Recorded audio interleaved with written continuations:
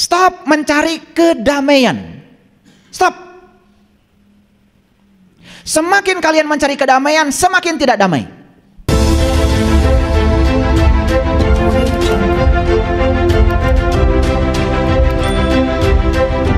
Jangan berpikir bahagia.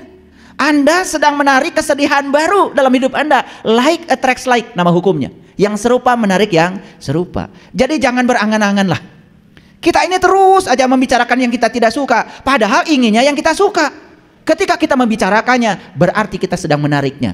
Yang kita suka tidak akan pernah datang, hanya hayalan pikiran. Karena apa? Karena mekanismenya tidak kita tempuh. Itu sebabnya kenegatifan adalah hambatan batin.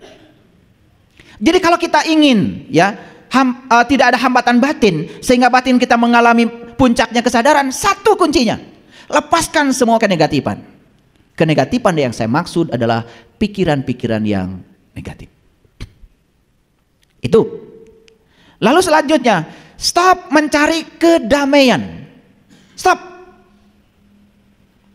Semakin kalian mencari kedamaian, semakin tidak damai. Ada yang tanya sama saya, gimana kalau saya mengalami ketidakdamaian? Sederhana. Begitu Anda mengalami ketidakdamaian, terima seutuhnya ketidakdamaian. Saat itu ketidakdamaian berubah wujud menjadi kedamaian. Ini yang namanya kecerdasan. Ini nggak ada di universitas, nggak ada. Nggak ada. Ini pelajaran kesadaran. Ini bukan logika, ini intuisi. Logika itu pikiran sedang menjelaskan realita. Tapi kalau intuisi itu ruh mengalami pengalaman realitas. Ini pengalaman ruh, pengalaman jiwa. Paham? Stop mencari kedamaian. Gimana caranya? Berserah diri, berserah diri. Itu kuncinya. Berserah diri artinya adalah menerima saat ini tanpa syarat. Bebaskan pikiran dari benar salah, bebaskan pikiran dari penghakiman, terima tanpa syarat. Jangan pernah berkata kepada semesta, mengapa ini terjadi? Tapi katakan pada semesta, pesan apa di balik ini yang hendak engkau sampaikan padaku? Pesannya akan kita terima. Nih saya kasih tahu. Suami baik akan ditinggalkan?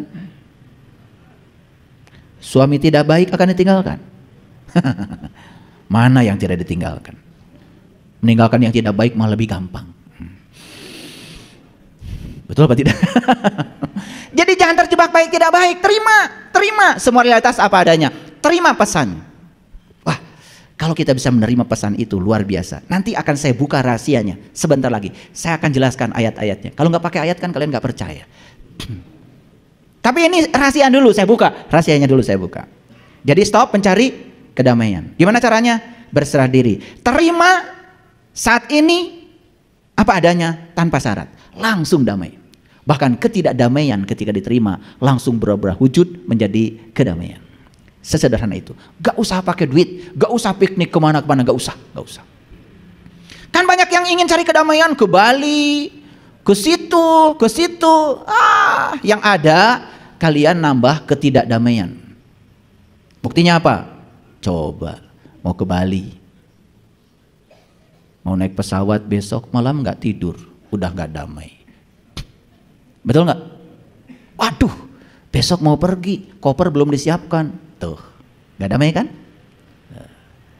Udah koper siap, mulai, anak-anak, cepet dong, cepet. Buru-buru pengen ke mobil, damai? Enggak, udah mulai marah-marah. Aduh, mandi lelet sekali sih. Duh, mau piknik macam apa kayak gitu? Di rumah juga sudah, mau cari apa sebetulnya? Itu kebodohan. Udah masuk mobil. Keluar dari garasi, cepet-cepet di jalan, dit, aduh, kurang ajar nih mobil, wah ngalin, marah-marah di jalan. Nyampe airport, ada kesalahan sedikit aja bagasi, marah lagi. Begitu sudah check in, pesawat Anda delay 10 jam, wah, kiamat itu, wah langsung gedor-gedor meja. Saya suka lihat kalian tuh begitu. Ini model-modelnya kayak gini. Naik pesawat, pengen segera turun. Nyampe di tempat, pengen segera dijemput. Setelah dijemput, pengen segera masuk hotel. Udah masuk hotel, pengen segera ke pantai. Dari pantai, pengen segera ke sungai. Dari sungai, pengen segera ke restoran.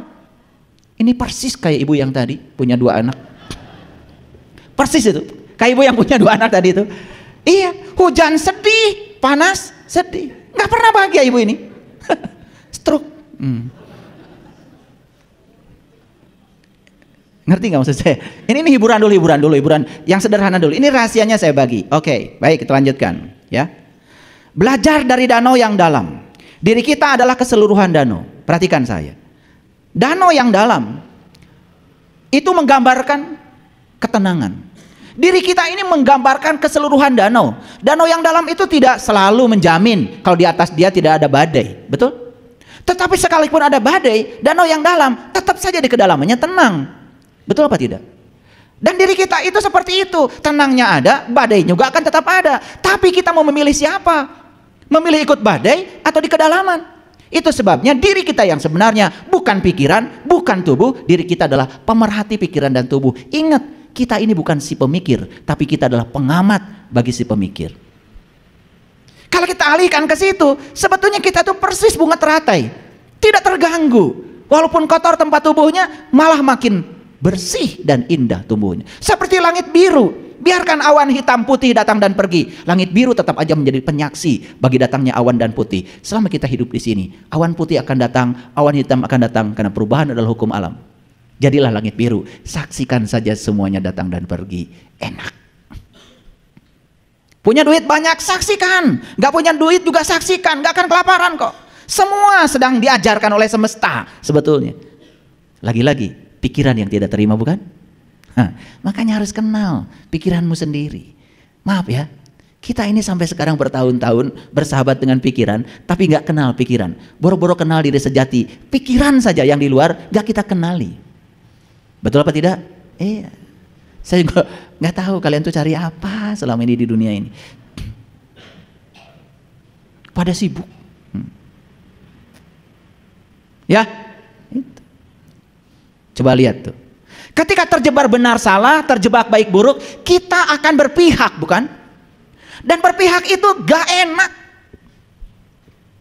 Gak enak. Saya dulu kalau nonton bola berpihak. Dulu belum ngerti ilmunya. Apalagi yang sedang main klub kesayangan saya. Jadi tidak objektif. Kalau klub saya curang pun dibenarkan oleh saya. Yang penting menang. Tapi klub orang lain curang pada klub saya, dongol di situ, marah. Bahkan TV pun tonjok-tonjok. Betul nggak? Kan yang luka tangan sendiri. Makanya lihat, habis pertandingan sepak bola, stadion hancur, tempat duduk hancur, karena klub kesayangannya kalah. Karena mengidentifikasi diri semua penontonnya seakan-akan dirinya itu adalah kemenangan, sehingga pikiran tidak terima dengan kekalahan, tidak objektif. Walaupun lawan itu lebih bagus mainnya, tetap aja kita akan sedih. Tidak ada penghargaan buat orang lain. Kita belum dewasa. Maaf ya, coba lihat penonton di negara yang sudah beradab. Siapapun yang bagus mainnya, applause, tepuk tangan. Jadi tepuk tangan itu sepanjang pertandingan, siapapun yang menggolkan bagus, tepuk tangan. Orang sudah selesai dengan dirinya sendiri begitu. Coba, begitu lawan memasukkan gol ke pihak klub yang kita sayangi, jempling. Tahu-tahu kursi aja amburadul. Betul nggak? Ini masalah kita. Karena kita tidak belajar. Coba perhatikan. Yang paling sibuk di sepak bola 2 klub penonton. Karena mereka semua terjebak pada benar salah, baik buruk, pengen menang. Yang paling anteng di situ cuman 4 orang. 1 wasit, 2 hakim garis kiri kanan, 3 inspektur pertandingan. Adem. Betul nggak? Mereka itu paling adem di situ, ya. Kalah siapapun senyum aja. Betul nggak? Makanya Allah mengatakan di Quran, hendaklah kalian semua menjadi wasit. Wajalnakum ummatan wasato. Jadi wasit. Tuh, jadi wasit itu artinya tidak berpihak. Begitu wasit berpihak, pasti hancur stadion. Ngerti nggak penjelasan saya?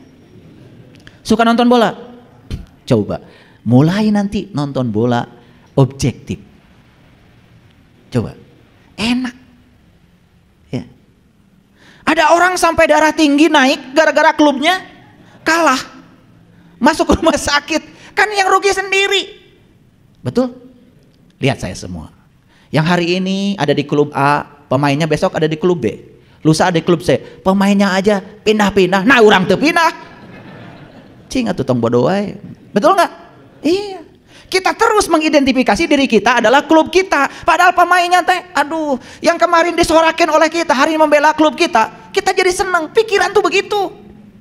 Betul apa tidak? Nah, hidup kita seperti itu. Kalian itu tidak jadi wasit, jadi repot sendiri. Betul? Ini kan bengep-bengep gini. Iya. Ini stadion kita yang luar biasa ini hancur lebur. Dihancurkan oleh identifikasi diri kita sendiri. Lanjut. Tumbuhkan belas kasih. Apa sih belas kasih? Kesadaran ikatan yang mendalam dengan semua ciptaan. Ini yang saya maksud. Perhatikan saya. Kesadaran ikatan yang mendalam dengan semua ciptaan hanya mungkin terjadi kalau kita sudah sadar bahwa Allah yang sama bertempat tinggal di tubuh yang berbeda. Makanya Allah ngajarkan kepada dia, kul a'udzu birabbin nas. Katakanlah, sesungguhnya aku berlindung pada Tuhannya manusia. Jadi semua kita itu bertuhan pada Tuhan yang sama, Tuhannya manusia, apapun keyakinannya. Ketika kita bisa memandang bahwa Tuhan yang sama ada di sini, ada di sini, ada di sini, ada di sini, dan semua manusia itu diliputi oleh Dia yang sama, maka belas kasih kita akan tumbuh. Apa yang terjadi? Seakan-akan ada Tuhannya si A, keyakinannya ini, Tuhannya ini, keyakinan ini, Tuhannya ini. Subhanallah. Karena namanya berbeda, kan yang ngasih nama juga kita juga. Kenapa yang ribut kita? Kan Tuhan juga awalnya nggak punya nama. Kenapa jadi ribut? Itu karena kita belajarnya dangkal. Biasa, yang dangkal itu suka begitu. Merasa paling benar, merasa paling hebat, semua orang yang salah. Yang benar cuma dirinya sendiri. Nah ini yang berbahaya nih. Ini bahaya buat keberagaman, sangat berbahaya. Itu sebabnya kita harus menyumbang kesadaran kolektif agar bangsa kita ini menjadi bangsa yang damai. Setuju? Oke. Yuk kita pelihara Indonesia ini. Karena Indonesia bukan warisan buat kita, tapi Indonesia adalah titipan buat anak cucu kita. Saat kita meninggal nanti, titipkan tanah air Nusantara yang damai kepada anak cucu kita. Ajarkan mereka untuk bisa menerima perbedaan. Ajarkan mereka untuk bisa menghargai perbedaan. Jangan ajarkan kebencian kepada mereka yang berbeda. Berbahaya. Apalagi menghalalkan darah orang lain karena berbeda keyakinan. Sangat berbahaya. Dan itu sudah terjadi. Muncullah yang namanya terorisme, radikalisme. Kenapa? Karena tidak memahami esensi kehidupan. Agama bukan tujuan, tapi agama adalah jalan untuk mencapai tujuan. Tujuan semua agama adalah sama, yaitu akhlak, kesadaran. Oke, rahasia ini sudah saya bagikan. Paham? Oke. Baik. Kenapa saya mengajak kita untuk melonggarkan cengkraman masa lalu? Ini yang paling penting. Perhatikan saya. Kalau hari ini kita dicengkram oleh masa lalu, maka kita akan kehilangan berkah saat ini. Semua berkah yang sedang hadir saat ini bersama kita hilang oleh cengkraman masa lalu. Yang kedua, begitu kita bisa melonggarkan cengkraman masa lalu dan berserah diri kita sepenuhnya menerima saat ini tanpa syarat, apa yang terjadi? Masa lalu tidak berkuasa lagi mencengkram kita. Kalau kita sudah hadir di sini saat ini dengan segala berkahnya, terima saat ini tanpa syarat. Yuk, saat ini juga masa lalu kehilangan kuasanya, tidak mencengkram kita lagi. Dan ketika masa lalu kehilangan kuasanya, apa yang terjadi? Dunia keberadaan yang dikaburkan oleh pikiran selama ini terbuka dan menunjukkan diri apa adanya. Apa dunia keberadaan? Dunia kehadiran. Ternyata kita bisa melihat cinta kasih di mana-mana. Kita bisa melihat kehadiran Allah di mana-mana. Pada setiap peristiwa, pada setiap makhluk, kita bisa menyaksikan itu. Dan saat kita bisa menyaksikan Allah di mana-mana, sang kehadiran hadir di mana-mana, keheningan mendalam akan muncul di sini. Itu secara tiba-tiba batin kita menjadi hening. Dan ketika batin kita sudah hening, perasaan damai dalam diri kita akan mulai terbit. Dan ketika perasaan damai terbit, sukacita yang besar dalam diri kita akan mengungkapkan dirinya. Dan ketika sukacita yang besar mengungkapkan dirinya, maka kasih dari dalam diri kita akan menyelinap keluar. Dan ketika kasih sudah menyelinap keluar, maka dalam inti kita yang terdalam, kita akan merasakan wajah yang tak berwajah, nama yang tak bernama. Dia yang kudus, yang tanpa batas akan hadir. Kita merasa damai bersama dengan dia.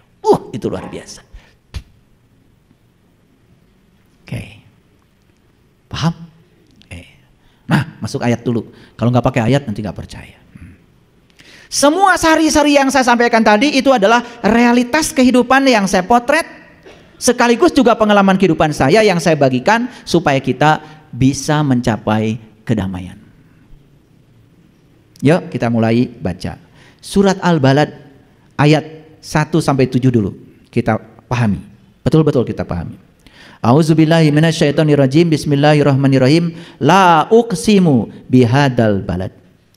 Aku benar-benar bersumpah dengan kota ini. Jadi balad itu kota. Ini nggak ada kaitannya dengan kota di dunia manapun. Nggak ada petunjuknya di ayat ini. Karena kota yang dimaksud adalah kota yang indah dan bercahaya di dalam diri setiap kita. Yuk, yang sudah menemukan kotanya, sering berkunjung ke sana. Yang belum menemukan kotanya, segera tinggalkan kampungmu. Maka di Quran surat An-Nisa, catat, An-Nisa ayat 66, Allah berfirman, bunuhlah dirimu dan keluarlah dari kampungmu. Itu perintah Quran. Bunuhlah dirimu dan keluarlah dari kampungmu. Jadi untuk keluar dari kampung, dari kegelapan, kebodohan, keegoan, diri palsu, bunuhlah dirimu. Apa yang harus dibunuh? Bunuh identifikasi dirimu terhadap pikiran. Bunuh diri palsumu. Bunuh egomu. Cari guru yang bisa membantu kita untuk itu. Dan saat kita bisa keluar dari kampung kita, gak ada jalan lain kecuali kita pergi ke kota. Makanya leluhur kita kalau keluar dari kampung pergi ke kota, kan disebutnya juga nyaba. Coba. Mereka mana ya? Nyaba. Kamana? Kadayeuh. Dayeuh itu kota. Kota tua namanya Dayeuh Kolot. Nah itu. Cari oleh kita. Dalam diri kita tuh ada kota tua, luar biasa. Itu kota yang tidak pernah berawal dan tidak akan pernah berakhir. Itu kota abadi dan selamanya akan ada. Bahkan saat saya sudah hancur lebur tubuh saya masih akan tetap di kota itu. Karena kota itu adalah kota abadi, selamanya ada. Tidak kena perubahan kota itu. Makanya di Quran surat At-Tin jelas. Watin, wazaitun, waturisinin. Kan gitu. Demi tin itu apa? Tin itu adalah lokus pada diri kita, singgasana Allah pada diri kita. Sering disebut sebagai kolbu. Makanya buah tin warnanya merah, putih, betul? Banyak cahaya. Pernah lihat buah tin? Persis buah delima, warna-warni. Jadi leluhur kita itu menyebut buah itu tin, itu anak pengalaman spiritualnya. Ada pengalaman spiritual yang mendasari dia. Oh, buah ini persis seperti yang saya saksikan dalam diri saya. Maka diberi nama tin. Di mana sih watin itu? Watin wazaitun. Ternyata tin itu adanya dalam zaitun. Zaitun, zaitun, zaitun. La syarqiyah wala gorbiyah. Zaitun itu bukan dari timur, bukan dari barat. Berarti dari dirimu sendiri. Apa sih zaitun? Nih zaitun ini. Nih zaitun ini. Kendaraan terhebat yang disediakan semesta buat mengantarkan jiwa kepada Allah. Ini zaitun. Watur di sini. Di situ kalau akan menemukan gunung. Gunung itu melambangkan puncak kesadaran. Sering disebut Sidratil Muntaha. Makanya Nabi Musa ketika minta melihat Tuhan, Tuhan pun bertajali di gunung. Bukan di gunung itu. Bukan gunung Galunggung, gak nyambung. Tetapi bertajali di puncak kesadarannya. Sama seperti yang dalam Nabi Muhammad. Walaqad ra'ahu nazlatan ukhra inda sidratil muntaha indaha jannatul ma'wa id yaghsha sidrati ma yaghsha. Nabi Muhammad juga menyaksikan pemandangan indah di gunungnya di puncak kesadarannya. Ini nggak bisa diceritakan, harus kalian alami sendiri. Kalau tidak mengalami nggak nyambung. Awas. Apa yang saya sampaikan disampaikan lagi, kalau belum mengalami kena lagi kaburomaktan tadi. Gak ridho Allah. Jangan sok-sokan. Baru ngaji, sebentar besok udah buka pondok pesantren. Iqra 1-6 aja belum selesai, udah bikin rumah tahfiz. Yang benar aja. Ayo lakukan perubahan dari sini. Paham? Lanjut dulu. Watin wazaitun watu risinin. Di situ kau harus menemukan gunung. Wahadal baladil amin. Ternyata di situ kau akan menemukan kota yang aman. Gak ada di dunia kota aman. Di mana? Gak ada. Di bumi ini gak ada kota yang aman. Pencurian tetap ada. Kejahatan tetap ada. Di mana coba? Tunjukkan sama saya.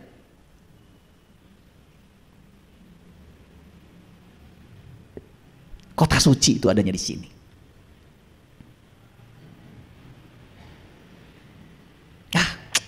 Kalau kalian udah bisa memasuki kota itu, setiap ruang dan waktu, setiap saat, kalian menemukan kemuliaan di dalam. Dan siapa yang menemukan kemuliaan di dalam, semua yang di luar itu mulia. Siapa yang menemukan kesucian di dalam, semua yang di luar itu suci. Tidak ada benar salah, tidak ada baik buruk. Dia bisa menerima semua hal apa adanya. Keren gak? Keren. Lanjut.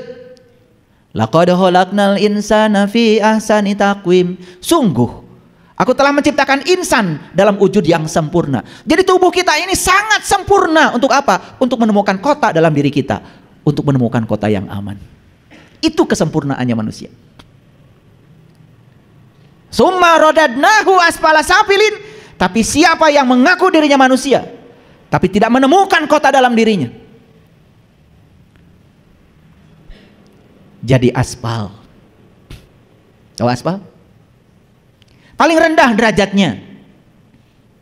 Setelah diambil Pertamax turbonya, diambil Pertamaxnya, diambil Pertalite-nya, sisanya aspal. Nasibnya diinjek. Kepanasan, gitu, aspal. Jadi kalau sekarang kita menderita, maaf, ini susah. Jangan-jangan kita tidak mengangkat derajat kita sendiri. Kita telah memantaskan diri kita menjadi aspal. Makanya ada kekecualian. Ada kekecualian. Summa rodadnahu asfala safilin illal lazina amanu. Satu yang iman. Bukan yang aku beriman loh, yang iman. Ciri orang beriman itu sederhana di Quran. Ciri orang beriman itu ingat kepada Tuhannya, karena dia sudah tahu dan kenal pada Tuhan. Illal lazina amanu wa amilu sholihah. Dan dia menjalankan amal soleh. Falahum ajrun. Bagi dia ada ajrun. Ajrun itu adalah zat. Zarah. Maka bagi dia ada Allah. Bukan namanya, bukan af'alnya, bukan sifatnya, tapi Allahnya. Goiru mamnun, abadi. Makanya Allah bersumpah di ayat ini, la uqsimu bihadzal balad. Aku benar-benar bersumpah dengan kota ini. Kenapa Allah bersumpah dengan kota? Apa pentingnya kota ini? Saking pentingnya. Lanjut. Wa anta hillun bihadzal balad. Dan kamu bertempat di kota ini. Siapa kamu? Siapa kamu? Yang sudah menemukan kotanya. Dia akan bertempat di kota itu. Maaf ya, yang belum menemukan, selamat tinggal di kampung poek.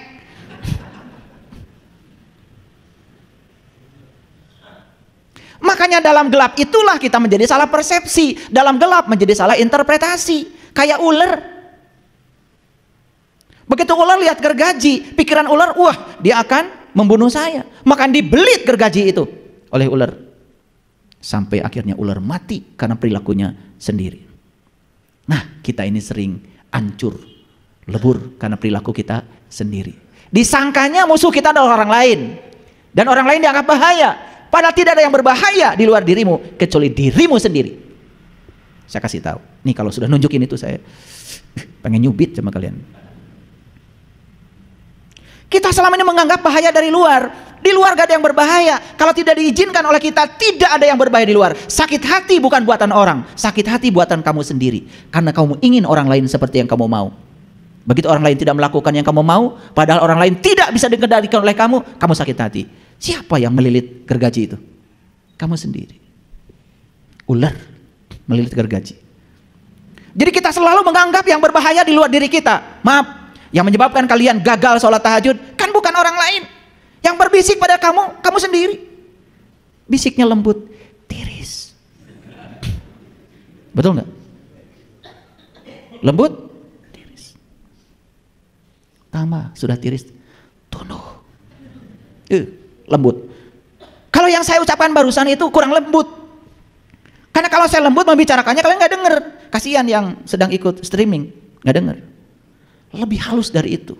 Bahkan nggak ada suaranya. Diturut, begitu. Tiris.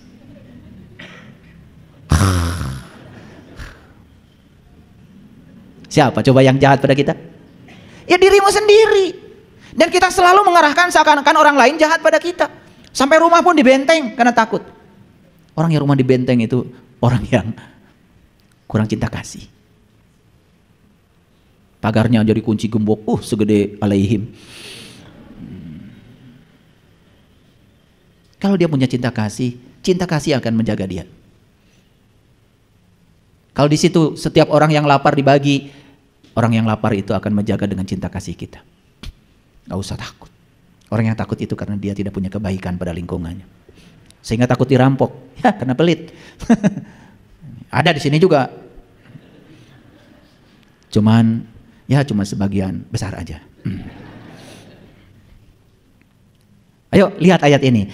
La uqsimu bihadzal balad. Aku benar-benar bersumpah dengan kota ini. Wa anta hillun bihadzal balad. Dan kamu bertempat tinggal di kota ini. Siapa yang bertempat tinggal di kota itu? Yang sudah tahu cara mencapai kota itu. Tempat tinggalnya di situ. Wajahnya percaya. Sumringah. Banyak duit juga bahagia aja kelihatannya. Iya. Nah, lihat ayat berikutnya. Wa walidin wa mawalad. Dan demi bapak dan anaknya. Ini kalau dipahami secara syar'i pusing ayat ini. Baru aja cerita kota.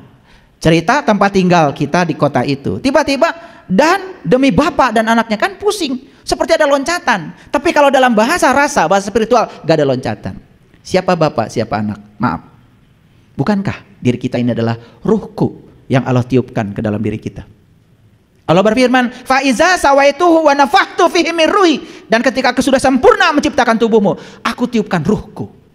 Dan ruh itu adalah bagian dari dirinya Allah yang dipinjamkan menjadi pinjaman kehidupan kepada kita. Jadi yang meniupkan itu adalah bapak dan yang ditiupkan adalah anak.